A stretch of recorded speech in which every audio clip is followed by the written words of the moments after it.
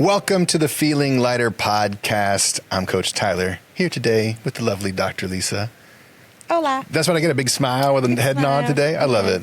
I love it. Well, I'm excited today because we're going to talk a little bit about trauma, little T trauma, and all kinds of different ways that we can approach helping our journey when it comes to healing trauma. And I printed out a social media post here that I want to slide us in with because I thought this was really, at least in my own life, I really found this to be true.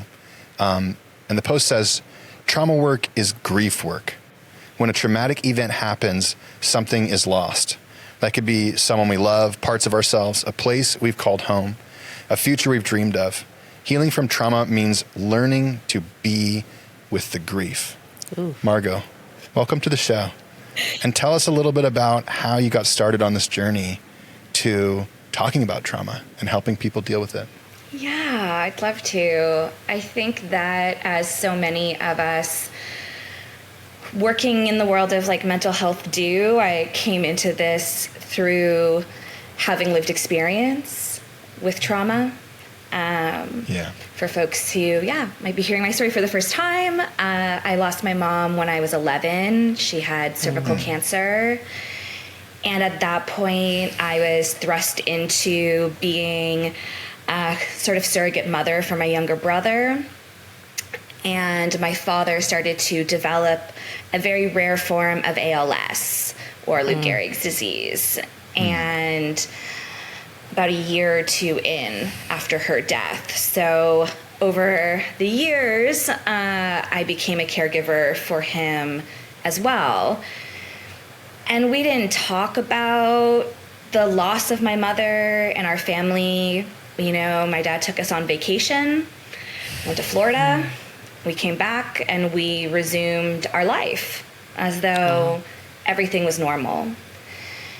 And so I spent years and years and years of my life having no idea that I had trauma, and had kept, I'm grateful that I managed to keep some of, my adolescent journals and diaries, and I've been actually going back through those more recently, and I can see how the grief of her loss and the trauma of that experience were absolutely present in my life. But again, I didn't have the language of trauma for that. And so, for me, I acted it out through all sorts of high-risk behaviors. And I wouldn't start seeing a therapist for the first time until I was 18.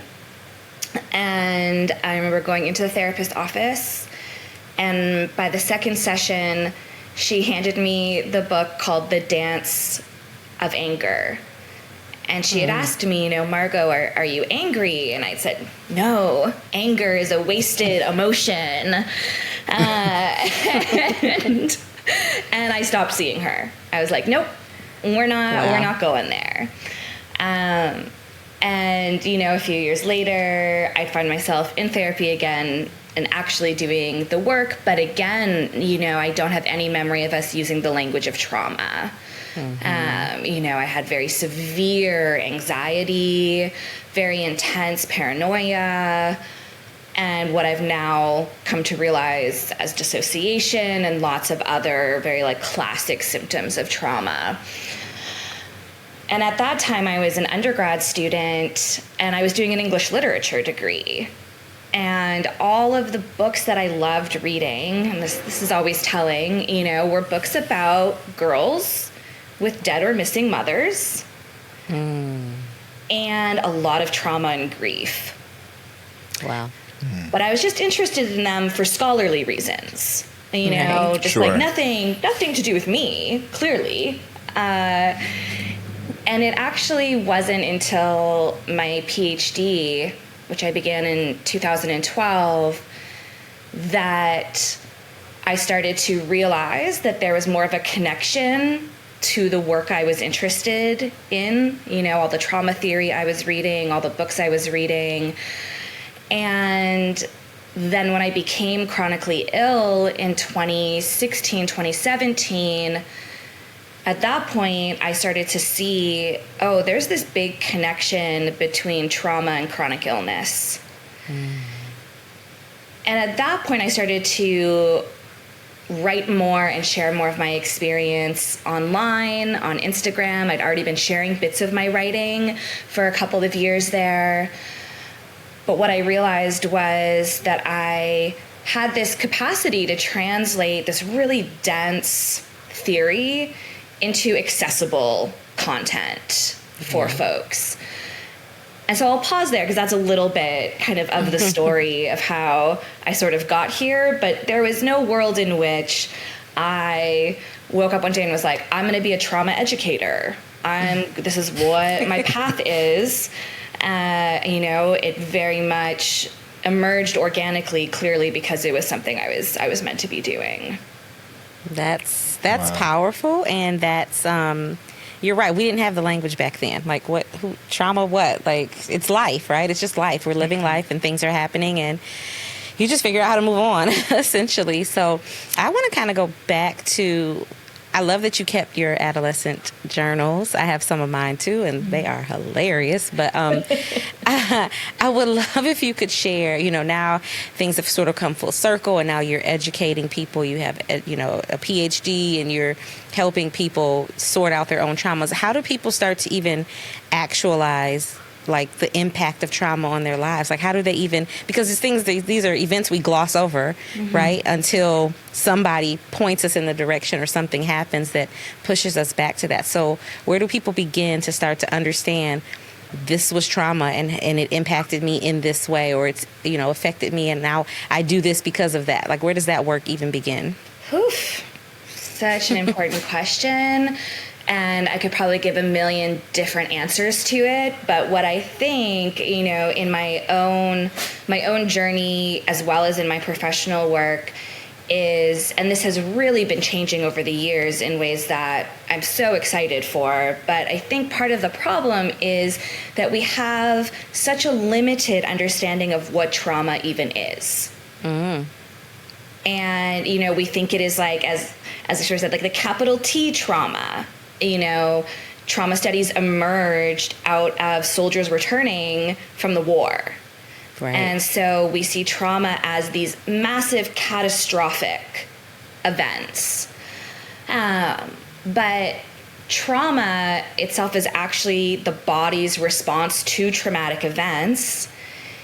And those traumatic events can be, and I try to avoid the language of like big T trauma and little t trauma, because one person's big T trauma, can be technically another person's like little t trauma, but can be having the exact same impact in their body as the big T trauma is for someone else. And that really is just going to depend on so much. But one of my favorite definitions of trauma is that trauma is what happens when our sense of safety, belonging, or dignity is threatened. Right. And what I love about that definition is that it holds so much more space for, for example, it's like, of course, my mom's death, a parental death, trauma. Yeah. We could all, agree pretty easily to that. But growing up with a father who was not able to be present for me emotionally, we didn't really understand that as trauma. And in so many ways, that trauma, which is something I sustained, basically from the age of 11 onwards, that has had a much more significant impact on me and my body than my mother's death. And of course, they're all inextricably linked. You can't detach them from one another. And so I think part of where we begin and part of what my role is really helping folks expand the definition of what counts as trauma, so that they can begin to look at what's happened to them and really understand, okay, for me, again, another example, like I grew up really poor. Growing up in poverty is traumatic. Absolutely. So we begin by expanding this definition so that folks can begin to see themselves in it. And I know that there are people who feel very wary of the ways in which, people will just like label anything and everything trauma. Yeah. And of course that can happen. But to me, the benefits of being able to see how broad this phenomenon actually is outweigh the possible people just like kind of misusing that word. Yeah. And so when we expand that definition, what can then happen is people can start to see themselves in it and start to say, oh, okay, now I have this understanding, this little piece of what's going on for me. Mm-hmm. Coupled with that, and I think very necessary to that, is that our understanding of trauma, which, comes from the world of psychology, is very pathologizing. And when I use that word, I mean, it's like, it tells us like trauma is a sign that there is something wrong with you. You are broken, you need to be fixed. This is a you problem. This is something to be ashamed of. This is something, that we need to hide. When actually trauma is our body's like brilliant survival response. Mm-hmm. Because really what could have happened for me, things could have gone so differently, is, my mom dies and there are people in my life who show up to provide me with the emotional care and support that I need. And what that can do is can stop the traumatic event from becoming trauma. Because I'm getting the support that I need to cry when I need to grieve my mother's death, to receive the care and support that I would have received from her. Instead, I grew up in a family where, again, we didn't talk about it. We didn't mark her birthday. We didn't mark her death day. I didn't even know the exact date of her death until the 20th anniversary, when I finally decided I was going to do something to mark that occasion. And I had no idea. I had a rough sense. So I remember we went to Florida and it was like Halloween time. So I was like, okay, end of October. The difference it could have made to have someone, whether it was my father or a family friend or someone who was like, hey, let's do something every year to honor your mother. So there needed to be some kind of intervention there in that moment to help me understand that the traumatic event had ended and that I was going to be okay. And in order for that to happen, we need a much more robust support system and understanding of what care and support looks like in the wake of trauma. So there's stuff that, it can be so easy to put the onus of all of this on the individual. And a massive part of my work is really talking about the systems that are at play that need to shift and change so that we can, again, stop this process of the traumatic event then becoming trauma. I love that you're saying this, because the way I view it, at least in my own experience in life, is that we're constantly propagating our trauma onto the next generation.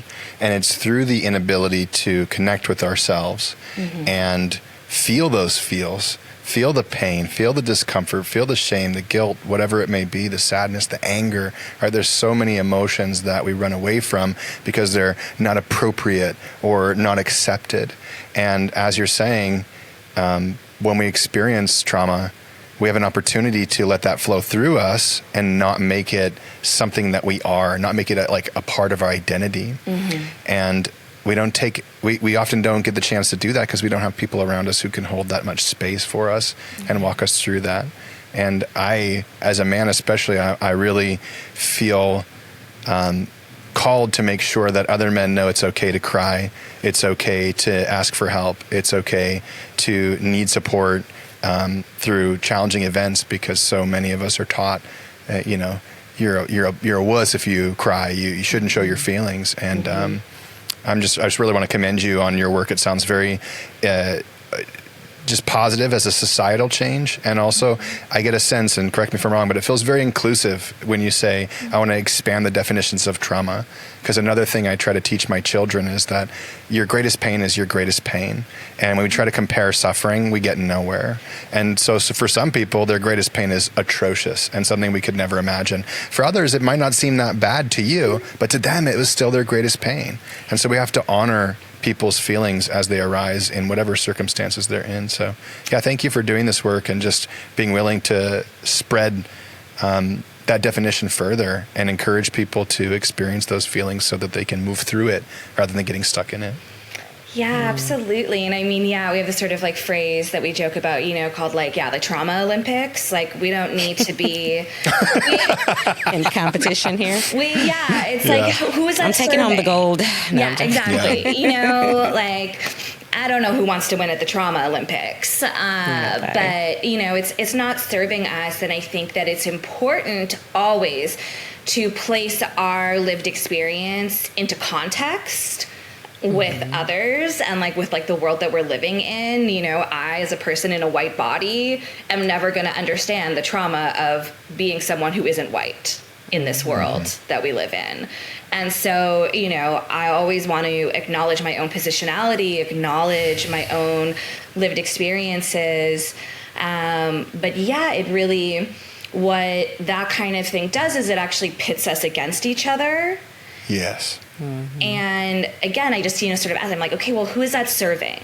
Who is it helping? And they have this other piece around, like I think about this all the time, obviously, yes, like, men occupy a greater position of like power and privilege in the world. And like, I can't, like, I mean, I learned to repress my feelings, but it was still like okay for me as someone who like the world saw as like a woman, to like cry. Like that was a lot more socially acceptable. And I could have had access to that. And, living in a world that has taught us that like, for men, really the only socially acceptable, like quote unquote, like negative emotion is anger. And, for women, it's like, okay, maybe it's okay for you to be sad, but make sure you're not too sad. And all that does is keeps us stuck and keeps us disconnected. Yes. And it sounds like it also contributes to poor health and not feeling our best. So I would love to sort of shift gears and talk about the connection between trauma and chronic illness. And I really want to get into your book. I love the title. It's Touch Me, I'm Sick. So I want the backstory to that as well. And we talk about this link between trauma and chronic illness. Yeah, absolutely. Yeah, so this was, I guess in about 2015, I was just sick all the time. And it wasn't, anything that was really intense. It was like a cold, a tonsil infection, just sort of feeling under the weather. But it was pretty consistent. And I was seeing a Zen Shiatsu massage therapist at the time who happened to be the mother of an ex-partner of mine. So she really knew me and knew my story. And one day I was lying in there and we were doing the session and she said to me, Margeaux, I think the reason that you're so sick is because of all the years that you've been a caregiver. And I will tell you, I was not ready to hear that in that moment. My father was still very much alive and, I hadn't lived at home for many, many years, but I still very much was a caregiver for him in a lot of ways. And I was like, I don't know how to not be this caregiver. I don't know what to do with this information. So, I sort of bracketed that. And then, sorry, I had a window pop up there. And then in 2016, my body, really was just like, nope. And I became so fatigued that I would get winded making dinner. I really was like sleeping like 17 hours, like every night, napping throughout the day. I was exhausted. And I didn't know what was wrong with me. And at that time I was living in Canada, where I'm from, and so very, very grateful for Canada's healthcare system, making things a lot easier to access. But still, you know, you've got like doctor's visits and waiting and all of this. And so, you know, I was in graduate school at the time, and I was like, well, I'm just going to like find books on chronic illness. And there was something that told me that there was some connection between what was happening in my body, the exhaustion, and like very quickly after that, the chronic pain. Somehow I understood that this was connected to my mental health in some way, shape, or form. And so, you know, I started, building kind of like a library of other books, you know, mostly like memoirs and poetry collections and literary texts. Not, you know, I didn't get into Gabor Mate and The Body Says No and, you know, this whole like realm of, you know, trauma theorists and writers who have talked about this. I didn't go there initially. And what I started to find in book after book was this connection that writers were making between their trauma and their illness. And at that point, like I said, I was in grad school, I was in my PhD, I'd already written 2 chapters of my dissertation, and the dissertation was, you know, about teenage girls and trauma and some grief. But then I started to like just see these connections and felt like, oh, this project needs to pivot a bit. And so I wrote this chapter on chronic illness and trauma, and that changed the game for everything. And I can come back more to how that then became the book that's coming out. But basically, you know, as I was waiting for these doctors' visits and with specialists, eventually I came to learn that I have fibromyalgia, and it's still not a lot is understood about fibromyalgia. You know, it's kind of similar to IBS in that it's like a catch-all phrase when you have a certain host of symptoms and they don't know what to call it. They don't have another diagnosis. So for most folks with fibro, really the 2 main symptoms are chronic fatigue and chronic pain. And at that point, I began to see a somatic therapist. And, you know, that became this whole massive journey into doing so much trauma healing work that actually has really shifted things in my body. I still very much live with chronic pain, but the way it looks now is really different. But there's just such growing research from those, like, you know, big names, you know, in the world of trauma theory that is demonstrating, you know, like our body and mind are connected. Absolutely. You know, we inherited this like idea that like body and mind totally separate. No. How could that be? Our brain lives inside of our body. Yes. And so when there are things happening in our brain that, you know, are struggles, that's going to impact our body. In the same way that when we're sick, you know, we're not happy when we're sick. We're like, I'm a big baby, you know, I feel very emotional. I want to be taken care of. I'm cranky.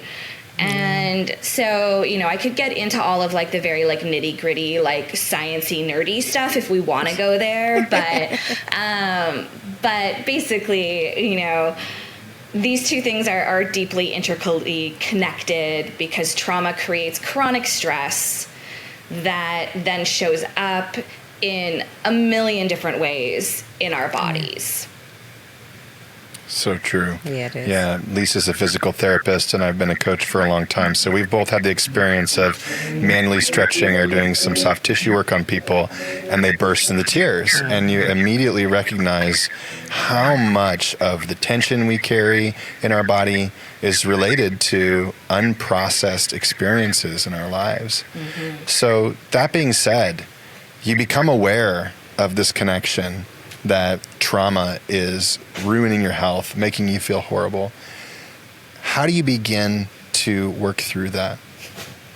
Whew, yeah. I mean, for me, it was about returning to the body. I mean, I'm an academic.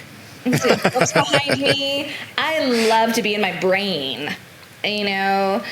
And I remember the first time, you know, my therapist, my somatic therapist, you know, and somatics is really just a term for like the wholeness of our being. And so somatic therapy is a modality that really understands that we can't just like think our way out of everything. Right. And we need to get back into our bodies because our body holds so much wisdom. And so, you know, I remember an initial therapy session where my somatic therapist said, you know, to me, and where do you feel that in your body? And I was just like so taken aback by that question. I was like, what do you mean? Where do I feel, you know, my grief in my body? Where do I feel my anger in my body? Where do I feel my sadness in my body? What?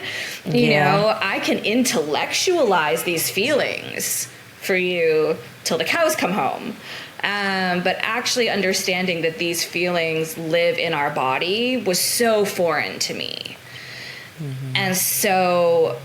How did you bridge the gap on that connection, right? Like, because I think one of the funny things is I've done somatic body work in therapy before, and she's like, where did you feel that in your body? I'm like, right here. You know, and I just have spent so many years connecting with the body. So having that experience of like, what does this even mean? How did you connect with your body in a way that gave you the answer? Yeah, it honestly looked like a lot of sitting across from my therapist in silence. And just trying to turn, you know, we kind of had to start with like sensation. You know, am I feeling hot? Am I feeling cold? Am I feeling my heart rate increase or decrease? Where's the tension in my body? And really like sitting there very uncomfortably and suddenly realizing like it was almost overwhelming how much data there was for me. Suddenly I was like, oh my gosh, my shoulders hurt so much and actually have always hurt because I've spent so much of my life making myself small and hunching in that like, you know, I have this like pain in my shoulders that just always exists, and recognizing, you know, that this shortness of breath has, you know, made my chest hurt a lot. And, you know, it's interesting because, you know, I have this very dear friend in my life who comes from a very athletic family, was raised, you know, doing sports, and is so, and they have trauma too, but they're so connected to their body. This is like not a struggle at all for them. And that's what I'm hearing. Like you kind of reflect too, Tyler. It's like, you know, you're like, oh, you're asked like, where do you feel something in your body? And you're like, oh, you can just point to it. Right there. and I think that, you know, folks that have been like, even if like, you know, you weren't consciously being asked those questions as you were like playing sports or, you know, like doing active things with your body, you have to be very attuned to your body when you're physically active. You have to know when to rest. Because otherwise you get an injury. You have to know when to drink water and hydrate, or else you're going to pass out. Like you have to build what's called this like skill of interoception. And I was never taught interoception. I don't think most of us were taught that. No, exactly. And so we were taught introversion instead. Exactly. Perhaps. You know, so this work of being like, oh, I'm a human with a body. And, you know, so yeah, again, it's also looked like doing body scans, having that be like a more regular part of like my practice, where I'm just, literally listening to someone on YouTube just tell me which part of my body to pay attention to, and just like checking in with that part of my body. And it's like, really, it's just like I'm building a relationship with myself. That's exactly what you're doing. I love that. Yeah. And, you know, annoyingly, And that's a that really requires important me one. to not bypass the feeling. Like, I have to, like, be with the feeling. And what I've learned is that when I'm actually just with the feeling, with the sensation, whatever it is that's coming up for me, it flows and it moves. And so much of my own work in therapy was around learning how to feel anger. Because it was... But you're not supposed to feel anger, right? No. So it's a negative emotion. No, but anger is actually our body's brilliant way of telling us that a boundary has been crossed, and or that something unjust has happened. But I grew up in a family where anger was violence. Yeah. And so, you know, again, coming back to that initial like therapy session of like, you know, do you feel angry? Me being like, anger is a wasted emotion. I learned to bottle up that anger. And my inability to feel that anger was intricately connected to my chronic pain. Yeah. And once, you know, and we had to start small. Like, even like the first time my therapist was like, okay, ball up your hands as a way to like access anger. I will tell you, my body literally started to flare up in pain. The minute I did that, my body was like, nope. And so we had to, you know, figure out different strategies for allowing me to access anger. And she asked me, you know, because again, I'm a cerebral person, so, you know, she knows when to go there with me. And she was like, can you think of, you know, a quote unquote like positive expression of anger? And I thought about protest. And I was like, oh, okay. There's a way that anger actually doesn't have to cause harm. Anger doesn't have to be violent. And over time, you know, and I mean like probably a good 1.5 to 2 years of like weekly therapy is probably about the amount of time it took me to finally really actually just be able to get angry and not have it totally incapacitate me. Wow. Wow. Yeah. That's a lot of hard work that you did. I'm nothing if not like very committed and tenacious. Yeah. You should be really proud of yourself, though. I think that so few people get comfortable with those uncomfortable feelings. And like you said, when you move them through your body, that's when you can release that tension, that pent up anger that you were experiencing. And you said something even earlier, when I'm with it, when I'm with the feelings. Because I don't know about you, but when I started learning how to feel my feelings, I'd feel the feelings and I'd be like, oh, that's because of this, and this, and this, and this, right? So we try to, once we feel the feelings, we try to blame the feelings on someone else because they're so uncomfortable. And I think we make a lot of progress when we stop the blame game and that cerebral game of trying to assign why this exists. And rather we just experience it. And we just let it all come in and we let it all go out. And then what happens? Emotions, energy, and motion throughout your body goes through your body. And all of a sudden we feel a whole lot lighter. That's why we named this podcast a Feeling Lighter podcast in the first place, right? It's not about being lighter. It's about feeling lighter. And it starts with acknowledging ourselves, right? And I'm really happy we're having this conversation too, because I think a lot of people get angry at certain groups of people too. And you should show up more for these people and you should show up in this way.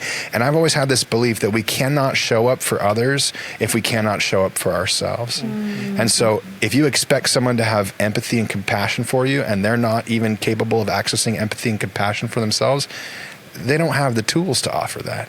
So it's just an erroneous belief to think that someone should be able to do that. But if we all said, hey, it's okay to feel upset, sad, frustrated, devastated, whatever it may be, heartbroken, and we allow ourselves to feel that, then when someone else around us is having the same experience, we can hold space for them authentically and in a meaningful way. Yeah. Yeah, well, it's so interesting because, like, And yes, I agree to like all the things you just said there. And hilariously for myself, it was so much easier to feel empathy and compassion for literally anyone else except for myself. Yeah. Oh, yeah. And, but what that resulted in was like overextending myself. I had so much compassion and empathy for my father. This man like lost his wife, suddenly a single parent to 2 kids, started to become disabled himself with a disability that would kill him. And, there's so much that had happened to him that allowed me to justify the neglect, the abuse, the trauma that I experienced. And the idea that I could hold both simultaneously, where I could like be angry that he couldn't show up for me in these ways, well, not blaming him. Like, he was a product of a world that did not give him the support that he needed to be able to show up in that way. And, I learned that it was like, when I actually allow myself to feel the grief, the anger, the sadness of what happened to me and what happened to him, I'm actually able to show up more fully for myself and for others. And so, there is this interesting piece around, like the self-work is absolutely important. And there is work that can also be done, even for myself, I learned what secure attachment was in relationships through my relationships with my best friends before I had learned to build it with myself. Wow. And for some folks, it's the other way around. Right. It was really actually a lot easier for them to do that self-focused work and then like practice that with others. But both pieces at the end of the day are like part of the puzzle. Because yes, if we can't, if we don't have compassion for ourselves, even if it's actually easy to feel compassion for others, we're going to go into overextending. And that actually isn't serving anyone. No. And the constant, I think that it's easy for us to blame people rather than the systems. Mm-hmm. And, because it's a lot easier to point our finger at a person and say, you did this, than it is like a whole, system that needs to be transformed and changed. That can feel so overwhelming. Yeah. And so, we point fingers at one another. And, and that isn't to say that, there wasn't harm that happened there that someone needs to be accountable for. That isn't to say that, like, it is important for us to be challenged by each other, to step into not just our own individual healing work, but the collective healing work. And, if we're either always blaming others or conversely always blaming ourselves, again, we're not actually getting to the place where we want to be, which is where the healing happens. Yeah. So true. Yeah. I think that's so important. I think when you were talking about letting, blaming other people or ignoring the traumas within ourselves, like it's like overextending ourselves for others. It's like that self-abandonment we talk about a lot. It's like, I'm just gonna put you over here, you'll be fine. And I'm gonna go help these people and do these things and pretend these things didn't happen, or more so pretend these things didn't have an impact on me. I had a very interesting scenario when I was going through marital counseling prior to filing for divorce. My ex at the time, I don't want to share, his story, but essentially he had seen something very traumatizing as a child that involved abuse, and involved, someone being hurt. And the therapist, she was asking us to sort of, mention any areas of trauma we could identify or remember from our childhood. And he sat there and he said, I haven't had any trauma. That was one of my first early red flags that but I was like, okay. And then so the therapist was like, Lisa, what are you why are you making that face? Like, do you know something? She's like, you can speak. And I was like, well, he told me this happened. And so I explained it to her, and she was like, yeah, that's a pretty traumatic experience. And he looked at her like so confused, and she said, well, can you take yourself back to that time when it happened as a child? Did you feel like it was bad, or were you scared? And his response was the most flat. It was really scary, honestly. But it was kind of like, oh, I mean, I didn't really see it as right or wrong. I just saw it as something that had to happen because X, Y, and Z.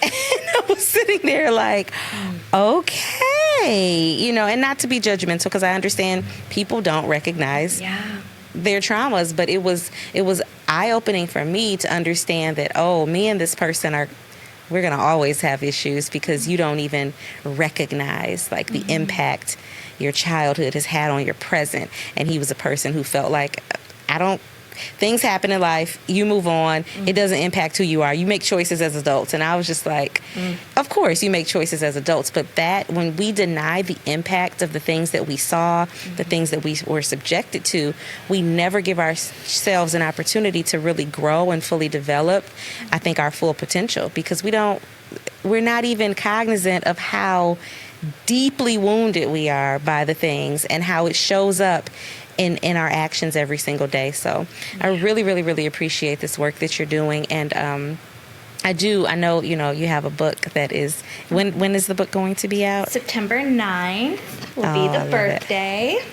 I love that. Can you briefly tell us about the title, and then, before we wrap up, and tell our followers where to keep up with you and everything? Yeah, I'd love to. Yeah, so this book actually began as my PhD dissertation. Once it had pivoted, and after I finished in 2021, I took some time away from it. I knew that I wanted it to exist as a book in the world, but I, at that point, was not going to be pursuing academic jobs, and I didn't want it to be an academic book. I wanted it to be something that anyone could read, and it could help them. And so, I went through a pretty extensive editing process to, remove all of this, academic stuff from it, and bring more of myself into it, so that it really did become like a memoir. And it's, the subtitle is A Memoir in Essays. And really, the book is about the relationship between chronic illness and trauma. And it's also really about how trauma impacts our ability to foster the kinds of intimacy and care and relationships that we really want to have. Yeah. Those that are life-sustaining, those that are rooted in care and love, and and love as a practice, as Bell Hooks would say, not just love as a feeling. And looking at how we can build those kinds of intimacies, those kinds of relationships, and while also really challenging that pathologizing framework of, well, if you have trauma, that means that you're gonna struggle to have relationships. And for me, I'm just the more I look around just at the culture that and I'm born in 1985, grew up on Disney movies that were very different from what we have now. Yeah, and they were. I could give you a million pop culture examples of the narratives of what love and relationships looked like that were deeply problematic. And, and so trauma for me actually illuminated how we need to shift how we show up for each other, how we need to shift how we love one another. And so each chapter of the book, while, sharing bits of my story, is also looking at different intimate relationships that I've had. And that includes romantic relationships. It also includes friendship. My relationship with my two best friends, which literally healed me in ways that, I don't know if I could ever adequately express. Hopefully it comes through in that chapter. But relationships I've had with strangers on the internet through my Instagram that have been like so beautiful, so healing, so nourishing. And so really, shining that light on there are other ways that we can show up for each other, and there are different models for what healing can really look like than what we've been given. And so my hope is that the book can really serve as a roadmap for people who, are committed to healing, don't really know what that looks like. I get into lots of like the nerdy neuroscience and, stuff behind like therapy and the different kinds of therapy that I've done. But that's paired with, stories of like my lived experience and what that really looks like for me, so that we can translate the theory into actual practice. Because I think, so many of the questions that y'all are asking me today really were that. Of like, okay, so we're talking about learning to feel your feelings, but like, what does that actually look like? How do we do that? And so, that's kind of my best Cliff's Notes of the book. But pre-orders for it are open, and it'll be out on September 9th. And I feel terrified, but largely very excited to have this book be in the world. I'm very excited for you. Very excited. Where can our listeners find the book? Is it just on Amazon or any other places books are found? It is found, yes. They can find it on all the places where you can find books. I do have a page on my website that has, the link to the bookseller page that has all of those links. But yes, you can also call your local bookstore, which is one of my favorite things to do, because, it also helps the author get on their radar. So if you have a favorite local indie bookstore and you want to give them a call, you just tell them the name of the book and they will order it. And there'll be an audio book that I've just found out I will be the one narrating. So that will also be an option that will be available for folks as well. Awesome. Margeaux, thank you so much for your time today, sharing your story with us. Thank you so much for having me. I really appreciate that, and just sharing your experiences around trauma with us so that other people can hopefully expand their own definitions and give themselves permission to see themselves more too. Yeah, thank you. Thank you. Yeah, and if folks want to dive deeper into this, I'm sure you'll have the links, but, checking out my Instagram, and I have a Substack newsletter where I write more about this exact kind of stuff. So if folks don't want to wait for the book and you want to dive in sooner rather than later, then you can go there. Awesome. Love it. Thanks again for your time. Thank you.